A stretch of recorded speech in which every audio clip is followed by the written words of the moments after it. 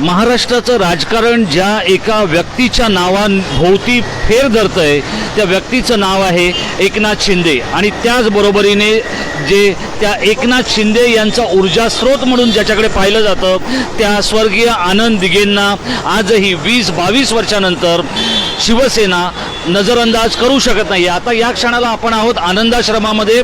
आनंदाश्रम हा स्वर्गीय आनंद दिघे यांचा आश्रम होता. आपण जी समोर तस्वीर बघतोय ती आनंद दिघे यांची तस्वीर आहे. एकेकाळी या संपूर्ण आनंद आश्रमामध्ये मोठ्या प्रमाणात चिखलांचा खच पडलेला असायचा, गोष्टी अस्ताव्यस्त पडलेल्या असायच्या आणि त्यातूनही आनंद दिघे हे आपल्या दैनंदिन कामकाजाला पूर्णत्वाला नेत असायचे. ही जी वास्तू आज आपण बघतोय या वास्तूचं नूतनीकरण सुरू आहे आणि अत्यंत अद्ययावत परंतु त्याच बरोबरीने जे अभिप्रेत होतं आनंद दिघेंना, ज्या रीती रिवाज परंपरा हिंदू संस्कृती या सगळ्याचा मेळ घालत या नव्या वास्तूचं निर्माण इथे सुरू झालेलं आहे. एकेकाळी शिवसेना प्रमुखांसाठी परवलीचा शब्द असलेल्या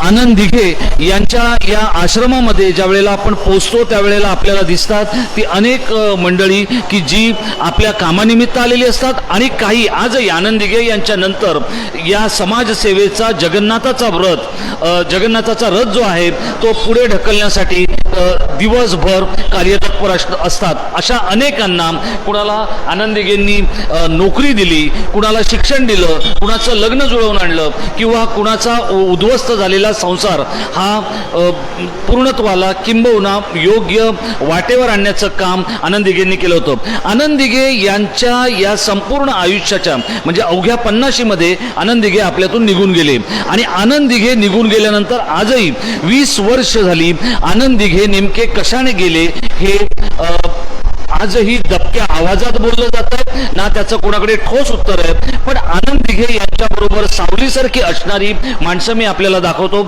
इथे आहेत विलास जोशी ज्यांना आजही उद्धव ठाकरे अगदी अदबीनं ज्यांच्याशी बोलतात ते विलास जोशी आहेत. त्याचप्रमाणे इथे विजय परब आहेत, त्याचप्रमाणे इथे उद्धवजी आहेत, इथे सोळंकी साहेब आहेत, पुराणिकजी आहेत. ही सगळी मंडळी आनंद दिघे यांना अक्षरशः सांभाळत होती. याचं कारण हे की आनंद दिघे नावाचा माणूस हा समाजसेवेने काहीसा वेडा झाला होता आणि त्या वेडाच्या भरामध्ये तो काम करत होता.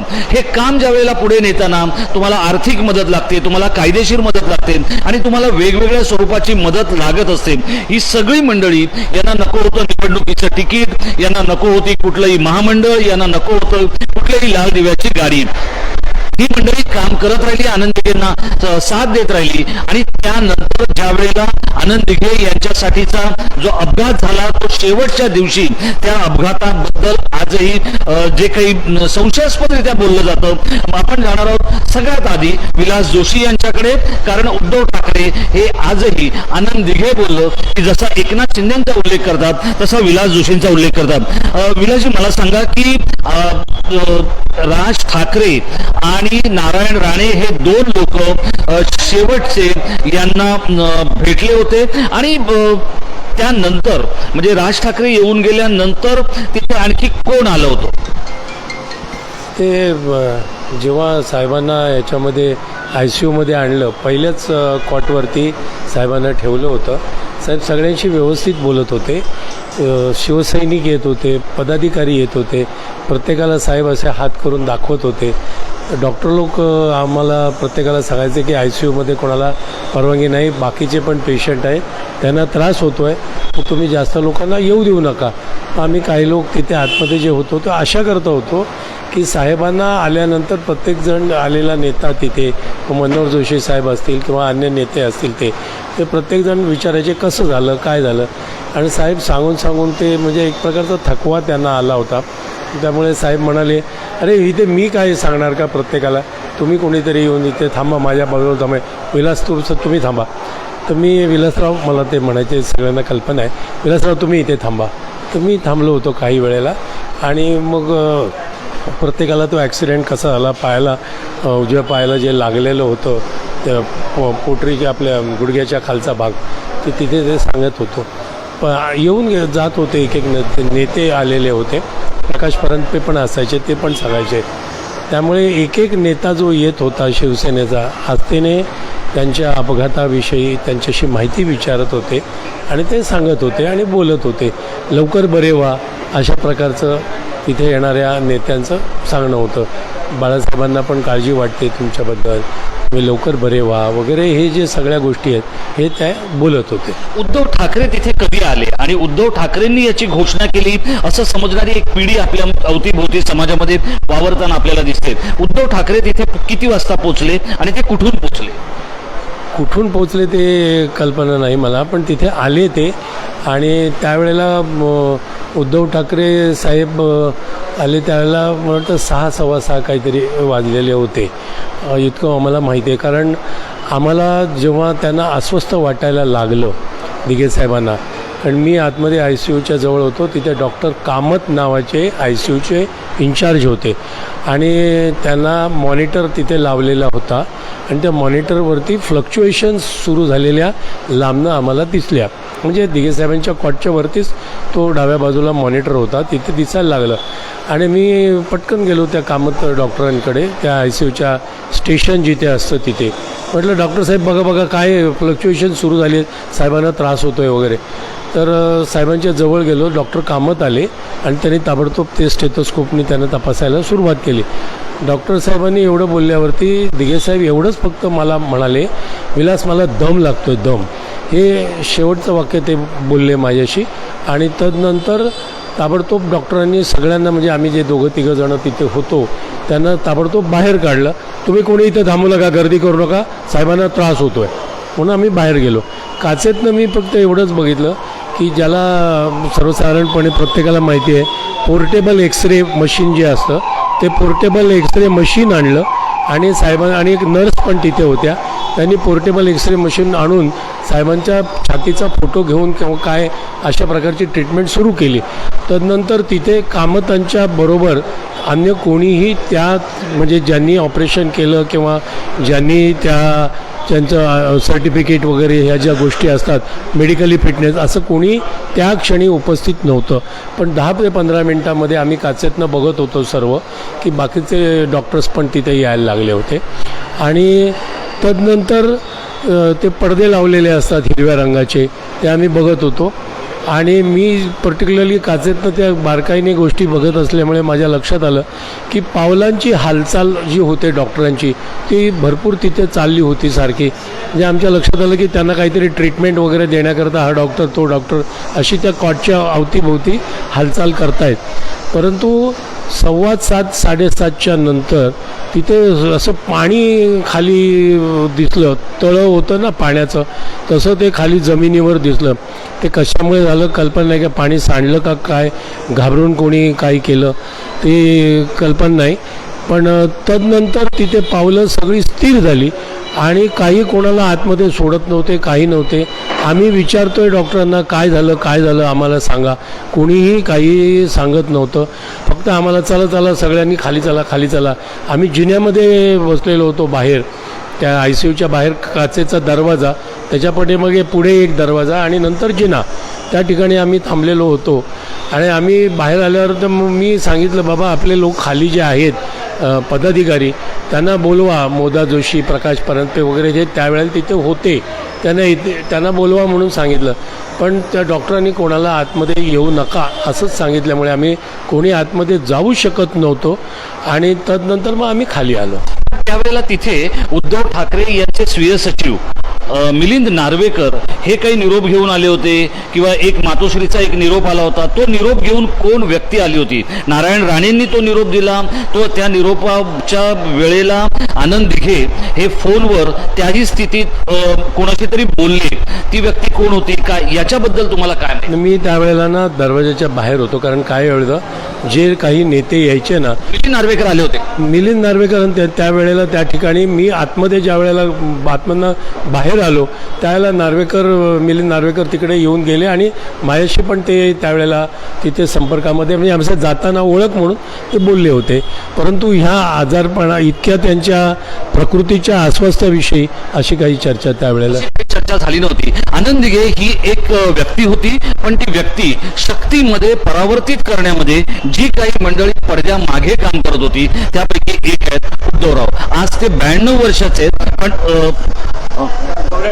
94 वर्षाचे आहेत आणि तरीही ते आज या आनंद आश्रमामध्ये उपस्थित आहेत. खरं तर उद्धव आणि आनंद दिघे ही दोन नावं तसं पाहिलं तर शिवसेनेच्या एकूणच पक्षीय राजकारणात एकमेकाला सूट होत नाहीयेत किंवा जुळत नाहीयेत असं दिसत होतं. पण तेच नाव घेऊन आनंद दिघे आपला जो काही समाजसेवेचा जगन्नाथाचा जो रथ आहे तो पुढे हाकत होते. उद्धवजी, मला एक सांगा की ठाण्यामध्ये काम झाल्यानंतर आनंद दिघेंच्या पायाला लोक चरण स्पर्श करायचे आणि त्याची एक वेगळी प्रथाच जणू काही ती ठाण्याची एक स्टाईल झाली असं बाळासाहेबांनाही वाटायचं आणि मातोश्रीलाही वाटायचं. ही जी चरण स्पर्श करण्याची जी पद्धत सुरू झाली, कारण तुम्ही दिघेंना खूप बराच काळ पाहिलं, हे कधीपासून सुरू झालं असं तुम्हाला वाटतं? मी ठाण्यात आल्यापासून, जिल्हा प्रमुख झाल्यापासून दिघे साहेबांचा जो मनुष्य असेल, वृद्ध असो, म्हातारा असो, तरुण असो, गरीब श्रीमंत सगळे त्यांच्या पायाला स्पर्श करत होते. दिघे साहेब मला सांगायचे, उद्धवराव हे बंद करावं, वरती आवडत नाही हे लोकांना. मग वरती काय आवडतं आहे नाही आवडतं तो प्रश्न नाही आहे, लोकांची श्रद्धा आहे, त्यात काय स्वार्थ नाही आहे, तर त्यांना नमस्कार करायचे. तर त्यात ते काय कोण बंद करू शकणार नाही. तुम्ही सांगितलं तर ते काय आम्ही बंद करू शकणार नाही, हे चालू राहणार. आणि पण मला सांगा, ठाण्यातल्या काही नेते मंडळींनी त्यानंतर हे असं सुरू केलं होतं की कृपया माझ्या पाया पडू नये असे बोर्ड. सतीश प्रधान साहेबांच्या बाहेर त्यांनी लिहिलेला होता बोर्ड हा की माझ्या कोणी पाया पडू नये. गणेश नाईकांनी पण लिहिलं होतं, पण सतीश प्रधानांचा मी स्वतः बघितलेला आहे, त्यांनी लिहिला होता. आता मी तुम्हाला एका अशा व्यक्तीला भेटवणार आहे की आजही आनंद दिघे हयात नाहीये, 20 वर्ष झाली आहेत. त्यानंतर त्यांचा शिष्योत्तम असलेला एकनाथ शिंदे हा सगळा समाजसेवेचा जो काय जगन्नाथाचा रथ पुढे घेऊन जातोय, टिंबी नाक्याचा उत्सव असो, दहीहंडी असो, हे सगळं करत असताना जी एक जोडगोळी आधी दिघेंबरोबर आणि नंतर एकनाथ शिंदेबरोबर अत्यंत निष्ठेने आणि निस्सीमपणे राहिली, त्यापैकीचे एक आहेत पुराणिकजी आणि त्याचबरोबर सोळंकीजी. मी सगळ्यात पहिल्यांदा पुराणिकजींकडे जाणार आहे. तुम्ही सगळी आता रिटायर्ड झालेली मंडळी आहात व राजकारण काय चालतं याच्याकडे तुमची आता मुलं बघत असतील, तुम्हाला त्याच्यात फारसा काही रस नसेल, पण तरीही एकनाथ दिघेंनंतर शिंदे जे काय करतायत याच्या मागे तुम्ही कोणत्या भावनेतून उभे राहताय? मी एक सांगतो तुम्हाला की दिघे साहेबांचा आणि माझा परिचय साधारणतः 75-76 सालापासूनचा. म्हणजे मी आणि दिघे साहेब शेजारी राहायचो धोबीआळीमध्ये. म्हणजे समोर साहेबांची फॅमिली आणि मी इकडे खाली घाले असो त्या गाडव्यांच्या ह्याच्यात. तेव्हापासून जे आमचे संबंध, आणि सोळंकी साहेब हे आमच्या शाळेचे आमचे क्लासमेट, म्हणजे आम्ही MS-64चे सगळे मेंबर. आता आनंद दिघेंचं हे जे नेतृत्व आहे, म्हणजे एखादं फूल तुम्हाला सांगतो की कळी असते, ही कळी जशी फुलते आणि फुलल्यावरती जसं फूल कोमेजलं जातं, तोपर्यंतचा प्रवास मी आनंद दिघेंचा बघितलेला आहे. मी आनंद दिघेंच्या राजकारणापेक्षा त्यांच्या आध्यात्मिक आणि त्यांच्या वैयक्तिक याच्यामधले माझे संबंध जास्त. मी आनंद दिघे, त्याच्यात डॉक्टर CM प्रधान, त्याच्यात मग हाजरनीस म्हणून होते. आम्ही जवळजवळ 2.5 वर्ष ज्ञानेश्वरीचं वाचन केलं, त्याच्यात नाथांचं पारायण केलं. त्या नाथांच्या पारायणाच्या वेळेला त्या सगळ्या गोष्टी या सगळ्या चालवत असताना दिघे साहेब आमच्यासमोर येऊन बसायचे, सगळं वाचायचे, सगळं बघायचं आणि त्याच्यावरती आमच्या चर्चा व्हायच्या रात्री 1-1, 1:30 वाजेपर्यंत. परंतु अचानक एकदा, आणि आम्ही त्यांचे फक्त कार्यकर्ते, आम्हाला राजकारणात याच्यामध्ये आम्ही त्यांच्या नाहीत, फक्त आम्ही त्यांचे समाजसेवेचं काम जे असेल ते करायचं. अशी गोष्ट होत असताना एक वेळ असं झालं की आमचा एक कार्यकर्ता होता, त्याचं लग्न होतं आणि त्याच्या लग्नासाठी त्याला एक 25,000 कर्ज पाहिजे होतं.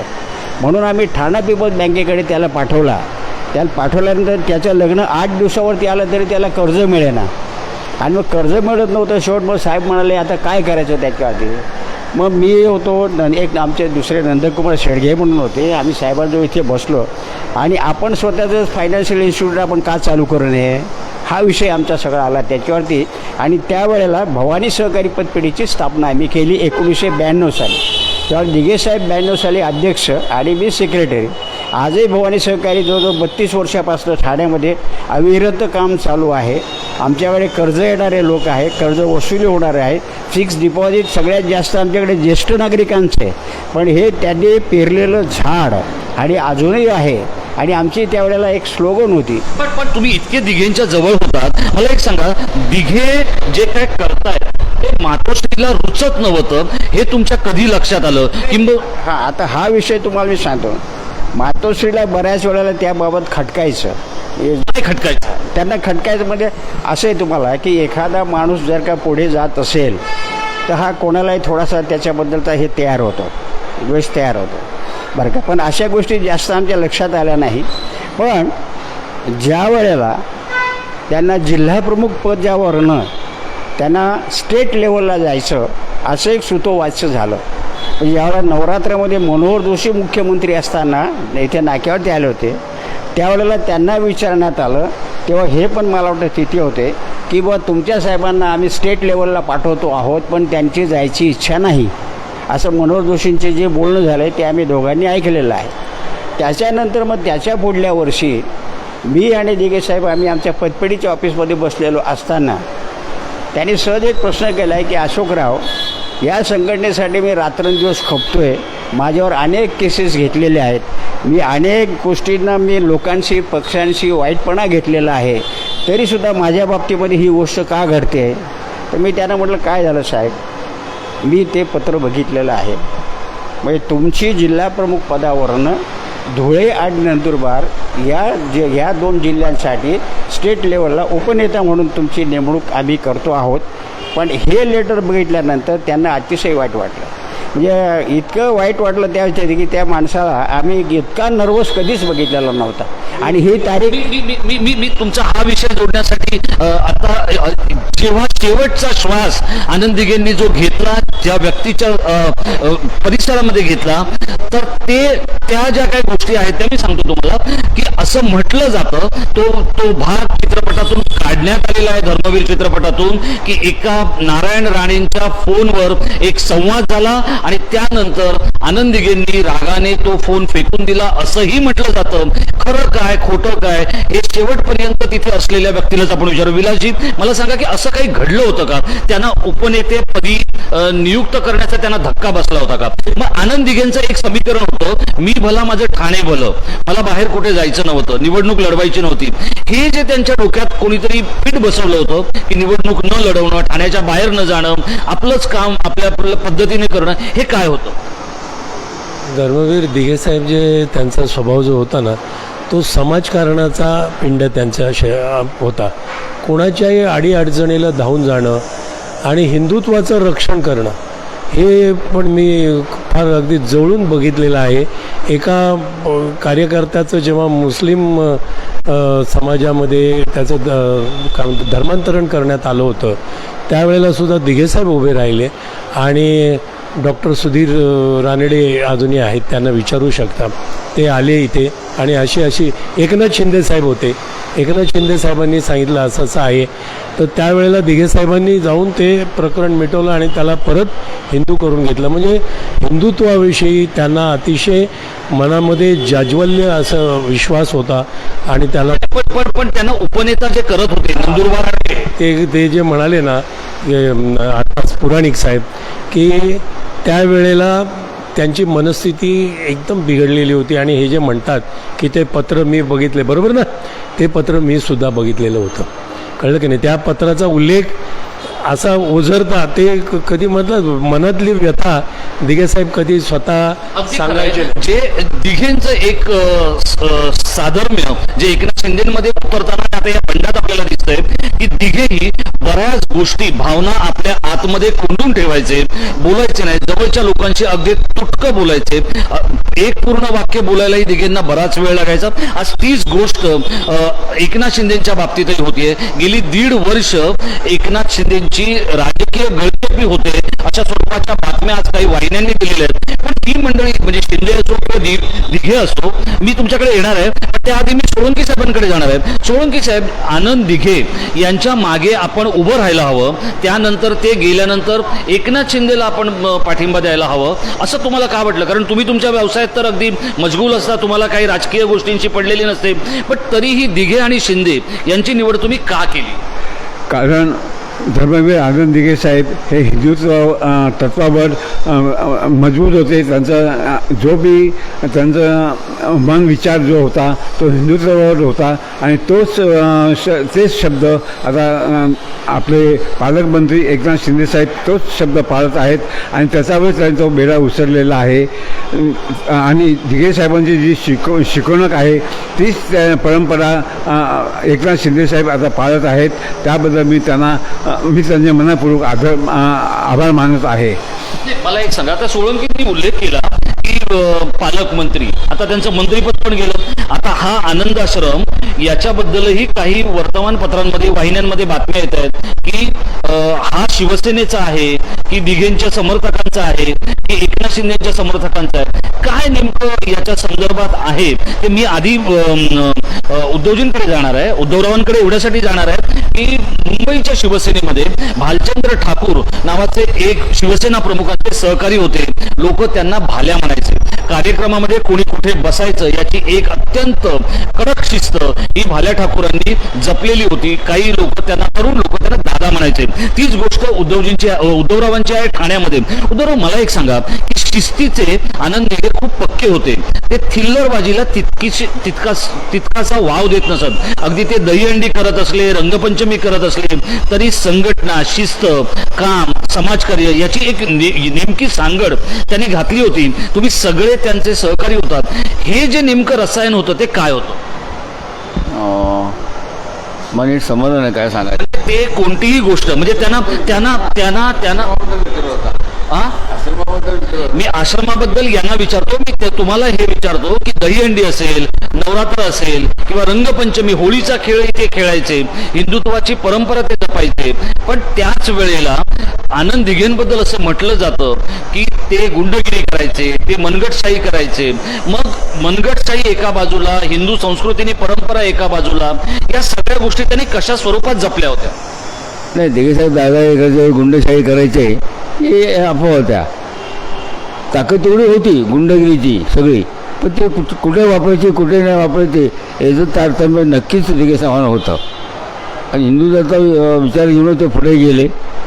त्यामुळे हिंदूला मानणारे सगळे सण ते करायचे. त्यामुळं संपूर्ण हिंदू समाज त्यानिमित्ताने एकत्र यायचा, हे विशेष त्यात होती. म्हणून ते शिंदेसाहेब असे सण साजरे करत होते. दिघे साहेब सण साजरे करत होते, आज शिंदे तेच करतात. आनंद दिघे यांच्या मनगटशाहीबद्दल बाळासाहेब ठाकरे असो किंवा शरद पवार असो, वसंत डावकरे असो किंवा विलासराव देशमुख असो, ही सगळी मंडळी एका वेगळ्या भावनेनं बोलायची. पण आनंद दिघे हे दिघे साहेब होताना जी प्रक्रिया करावी लागली त्या प्रक्रियेमधली एक कडी आहे ती म्हणजे विजय चव्हाणांसारखी मंडळी. मला एक सांगा की तुमच्याकडे ज्या वेळेला एखादा माणूस यायचा त्यावेळेला कधीतरी तुम्ही त्याला समजावून सांगायचात, कधी मनगटशाहीने सांगायचात. तुमच्यावर अनेक केसेस झाल्या. आज इथे हा आपल्याला आलिशान आनंद आश्रम दिसतोय, पण इथे चिखल, माती आणि फोल्डिंगच्या खुर्च्या असल्यापासून तुम्ही बघताय इथे नेमकं लोक का यायचे? लोकांचे प्रश्न सुटायचे म्हणून लोक यायचे. हा तुम्ही ठाणेकरांनी केलेला हाईप होता. म्हणजे ठाणेकरांनी आनंद दिघेंचं बडवून चढवून केलेलं वर्णन की नाही इथे प्रश्न सुटतात असं मुंबईच्या शिवसेनेच्या नेत्यांना वाटायचं. वस्तुस्थिती काय आहे? ॲक्च्युली मुंबईचे शिवसेनेचे सगळे नेते दिघे साहेबांना खूप मानायचे. मुंबईचे लोकसुद्धा इकडे यायचे साहेबांकडे. इथे आईशी मुलगा भांडला त्या आईने इकडे यायचं, नवरा बायकोचं पटत नाही त्या बायकोने इकडे यायचं, कोणाचं ॲडमिशन होत नाही, म्हणजे घरातल्या छोट्या समस्यांना देखील उत्तर दिघेसाहेब होते. छोट्या समस्या आम्हाला वाटतं दिघेसाहेब एवढे मोठे आहेत आणि एवढे छोट्या प्रकरणात का लक्ष घालतात. त्याच्यावर त्यांचं उत्तर असं असायचं, अरे छोट्यातून आपण मोठे होणार, आपली संघटना मोठी होणार आणि हे सगळं करण्यामागे त्यांचं शिवसेना मोठी व्हावी, शिवसेना जिल्ह्यात पसरावी, शिवसेनेचं कार्य वाढावं हाच उद्देश होता. शेवटपर्यंत त्यांचा शिवसेना हाच त्यांचा उद्देश होता. पण एक गोष्ट आपल्याला इथे मान्य केली पाहिजे ती म्हणजे आनंद दिघे यांच्या बरोबरीने जे काही संघटनेतले जे काही नेते उभा वाद घालत होते त्यामध्ये अनंत तरे होते, सतीश प्रधान होते, गणेश नाईक होते. म्हणजे जी गोष्ट शिवछत्रपतींच्या बाबतीत घडली ती त्यानंतर बाळासाहेब ठाकरेंच्या बाबतीत बाबतीत घडली, आनंद दिघेंच्या बाबतीत घडली, शरद पवारांच्या बाबतीत घडली आणि आता एकनाथ शिंदेच्या बाबतीतही घडते. एकनाथ शिंदे यांनी ज्यावेळेला बंडाचं निशाण फडकवलंय त्यावेळेला त्यांनाही विरोध होतोय. पण हा जो आनंदाश्रम आहे हा नेमका कोणाचा विलास? आनंदाश्रम हे इथे बाजूला जी पारशी अगेरी ट्रस्ट आहे त्यांचा हा मूळ ही जागा त्यांची आहे. परंतु आता मला सांगायला खूप आनंद वाटतो की एकनाथ शिंदे साहेबांनी जे प्रयत्न केले आणि त्यांनी आम्हाला आदेश दिले त्याप्रमाणे त्या पारशी अगेरी ट्रस्टचे जे सहकारी आहेत तिथे ट्रस्टी आहेत त्या ट्रस्टींची गेले 2.5 ते 3 वर्ष मी संपर्कामध्ये होतो. त्यांना समजावून सांगितलं विषय आणि म्हटलं आता आम्ही ह्या जे इतक्या वर्षांपासून आहे आणि इथे समाजकार्यच करता आहेत, शिवसेनेच्या माध्यमातून इथे समाजकार्यच होतं आहे, तर तुम्ही ही जागा अधिकृतपणे आम्हाला लीजवर द्या. आधी आम्ही सांगितलं की आम्हाला ती द्या, आम्ही तुमची जी काही किंमत असेल ते देऊ शकतो. पण त्यामुळे आम्ही लोक असं आम्ही करू शकत नाही. त्यामुळे ट्रस्टच्या लोकांना विचारतो. मग ट्रस्टच्या लोकांची तिथे मिटिंग झाली आणि त्या लोकांनी अधिकृतपणे धर्मवीर सेवा आनंदाश्रम सेवा संस्था नावाची संस्था आम्ही ती रजिस्टर केली. त्याच्यामध्ये 6-7 आपले शिवसेनेचे मेंबर आहेत. साळुंके राजन साळुंके हे लीगल ॲडवायझर आहेत आणि त्याप्रमाणे या 7 लोकांशी जे इथे आनंदाश्रम सांभाळणारे आनंद आश्रमाशी निगडीत असलेले ओळेकर आहेत, हेमंत पवार आहेत, असं या सगळ्या लोकांना त्यांनी सांगितलं आणि ट्रस्टच्या बरोबर ॲग्रीमेंट केलेला आहे. पहिल्यांदा आता पूर्वी 90 वर्षाचा करार असायचा, आता तो लीजचा करार 30 वर्षाचा करता येतो. आज काही वृत्तवाहिन्यांवरून बातमी आलेली आहे आणि ती म्हणजे याच्या चाव्या ज्यांच्याकडे होत्या त्यांच्याकडून त्या काढून घेण्यात आलेल्या आहेत अशा स्वरूपाची बातमी आहे. काय नेमकं खरं आहे? कारण मुंबईतल्या काही शाखा ताब्यात घेण्यासाठी देखील शिवसेनेनं आता पावलं उचललेली आहेत. ज्या वेळेला आनंद दिघे नाराज होते त्यावेळेला देखील त्यांच्याबद्दलची एक असूया मुंबईतल्या काही नेत्यांना होती. आता तशीच एकनाथ शिंदेबद्दल जाणवते का तुम्हाला? एकनाथ शिंदे जे आता ज्या पदापर्यंत पोचलेले आहेत त्या पदापर्यंत पोचताना त्यांनी किती कष्ट केलेले आहेत, किती प्रामाणिकपणे या संस्थेची दिघे साहेबांच्या एकंदर कार्याची मोठेपणा होण्याकरता त्याला जिद्दीने एखादं जे काम करावं लागतं त्या जिद्दीने त्यांनी ते काम केलेलं आहे. त्यामुळे एखादा माणूस जर स्वकर्तृत्वाने मोठा झालेला आहे तर त्याच्याविषयी एखाद्याला असूया असण्याचं कारण नाही. परंतु दिघे साहेबांना जो त्रास झालेला आहे ना तो आता झाला होता का खरंच त्रास की तुम्ही ठाण्यातली नेते मंडळी विनाकारण? हो, तुम्हाला एकच गोष्ट सांगतो, ज्या वेळेला सीताराम भोईर निवडून आले कोणाला कल्पना पण नव्हती की गणेश नाईक या एकंदर अनुभवी आणि अशा नेत्यांच्या समोर गणेश नाईकांच्या समोर सीताराम भोईर निवडून येतील अशी कोणाची स्वप्नातही कोणी अपेक्षा केली नव्हती. पण दिघे साहेबांनी तो निर्णय घेतला होता की नाही, सीताराम भोईरलाच आपण तिकीट देऊया आणि त्या ठिकाणी ते विठ्ठल मोरेंची जवळजवळ त्यावेळेला सकाळी सांगितलं मला फॉर्म भरताना. मी त्यांना फोन केला मोरे साहेबांना, साहेब तुमचं फायनल होतं आहे असं. मोरे साहेबांना फोन पण केला, साहेब तुमचं फायनल होतं आहे. पण दिघे साहेबांच्या मनात वेगळं होतं आणि दिघे साहेबांच्या मनातलं कोणाचं कळायचं आहे. मी अगदी त्याच गोष्टीकडे येणार आहे. पुराणिक साहेबांकडून मी इथे समजून घेणार आहे. पुराणिक साहेब दिघे साहेब हे तासन तास काम करायचे, खूप समस्या त्यांच्या समोर यायच्या, खूप गोष्टी त्यांच्या डोक्यात असायच्या, पण ते बोलायचे नाहीत. एकनाथ शिंदे सुद्धा बोलत नाहीत आणि त्याचा अचानक भूकंप जो झाला त्यामुळे शिवसेना हादरली. कारण बघा, आज 20 वर्ष झाली आनंद दिघे आपल्यातून जाऊन, मातोश्री असेल किंवा मुंबईतले काही नेते असतील, यांना आनंद दिघे कसे गेले हे देखील जाहीरपणे समोर येऊन सांगता आलेलं नाहीये. आणि आजही ठाण्यातले जे काही दिघेंचे समर्थक असतील, भक्त असतील, शिवसेनेचे काही लोक जुने जाणते असतील, त्यांच्या मनातही आजही शंका आहे असं वातावरण आपल्याला बघायला मिळतंय. हे नेमकं काय कमी बोलणं हे काय ठाण्याची पद्धत आहे का? नाही, गोष्ट अशी आहे की त्यांचं कमी बोलणं म्हणजे त्यांचं बोलणं कमी होतं आणि त्यांचं काम जास्त होतं. ते कधीही कुठल्या बाबतीमध्ये एखादा प्रश्न त्यांनी समजून घेतला की त्या प्रश्नामध्ये ते झोकून द्यायचे. उदाहरणार्थ तुम्हाला मी सांगतो, श्रीमलंग, त्याच्यानंतर नाक्यावरची दहीहंडी, नवरात्र उत्सवाबद्दल तुम्हाला जास्त सोळंकी साहेब सांगतील. परंतु एकनाथ शिंदेंचं जर का तुम्ही मला उदाहरण विचारलं, एक साधा शिवसैनिक जो स्वतः रिक्षा चालवून आपलं काम करायचा, एकनाथ शिंदे आणि ह्या सांगता रवी पाठक वगैरे यांच्या सगळ्यात यांना पुढे आणणारा माणूस म्हणजे देवदास चाळके. देवदास चाळकेंचे हे सगळे शिष्य, देवदास चाळके यांना इथे घेऊन यायचे, इथे बसायचे, इथे बसून त्यांना ते याला न्यायचे, कुठे नाही डॅडी तिरुपतीला न्यायचं, यांच्या चकोट्या करायच्या, इथे आणून बसवायच्या. जोपर्यंत साहेबांचं दर्शन होत नाही तोपर्यंत ही मंडळी जागेवरनं हालत नव्हती. एकनाथने अतिशय कष्टाने तुम्हाला मी त्याचं आयुष्य उभं केलेलं आहे. आता साधी सांगायची गोष्ट मला सांगा, त्याच्या आयुष्यामध्ये दोन लहान मुली समोर, दोन्ही लहान मुलं समोर बघता बघताना गेली. त्या माणसाच्या आयुष्यावरती किती परिणाम झाला असेल.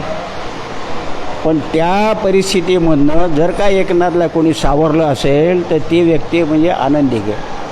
आनंद दिघे रात्री एकनाथकडे जाऊन बसायचे, त्याला समजवायचे, त्याला बाहेर काढायचे, त्याला तयार करायचे. त्याच्यातनं त्या परिस्थितीनं बाहेर काढल्यानंतर त्यांना नगरपालिकेचा सभागृह नेता बनवला. सभागृह नेता बनवला त्यावेळेला राजन सभागृह नेता होता मला वाटतं पहिल्याने. राजनला त्यांनी सांगितले की राजन प्रश्न असा असा आहे. पण राजनसुद्धा तेवढा मोठ्या मनाचा माणूस की साहेब जर का एकनाथ पुढे येणार असेल तर राजनने त्यावेळेला त्यांना सपोर्ट केला.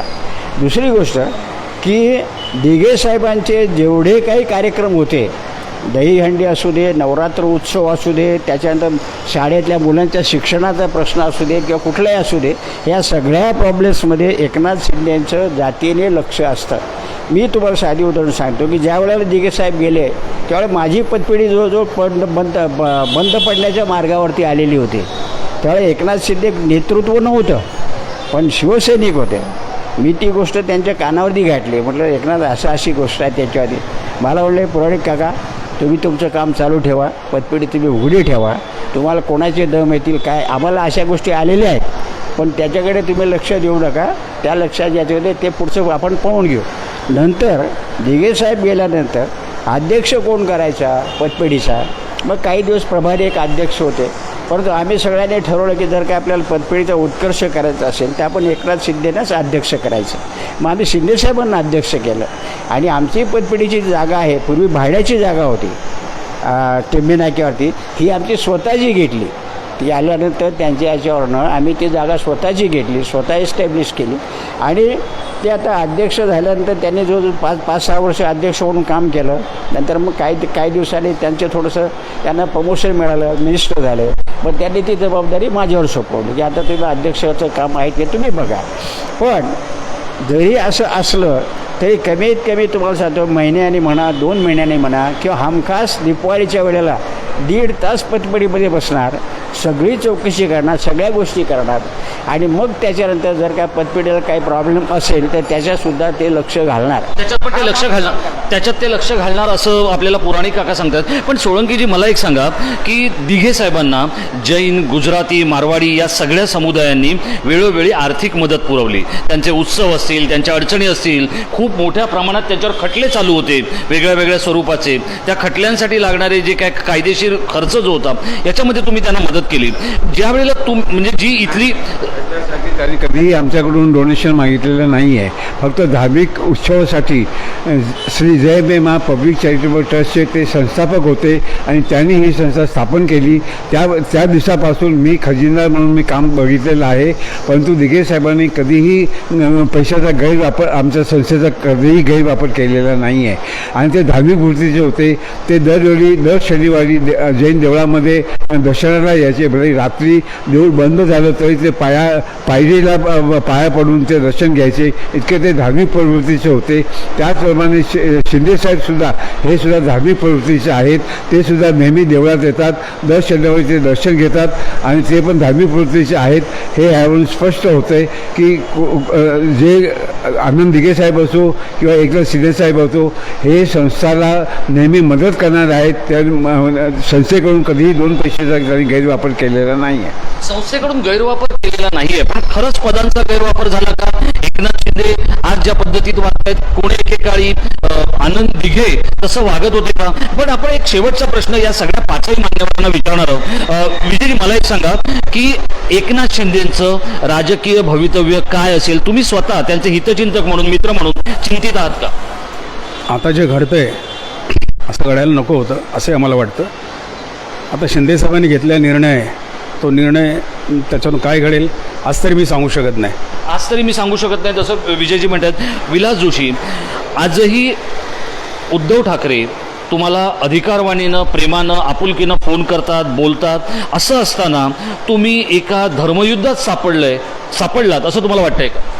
नाही, मला धर्मयुद्धात सापडल्यासारखं वाटत नाही. कारण स्वतः एकनाथ शिंदे साहेब आणि त्यांच्याबरोबरची असलेली मंडळी जे काय आम्ही टी व्हीवर बघतो त्याच्यावरनं त्यांनी स्पष्टपणे सांगितलेलं आहे की आम्ही शिवसैनिकच आहोत, शेवटपर्यंत आम्ही शिवसैनिकच राहणार आहोत.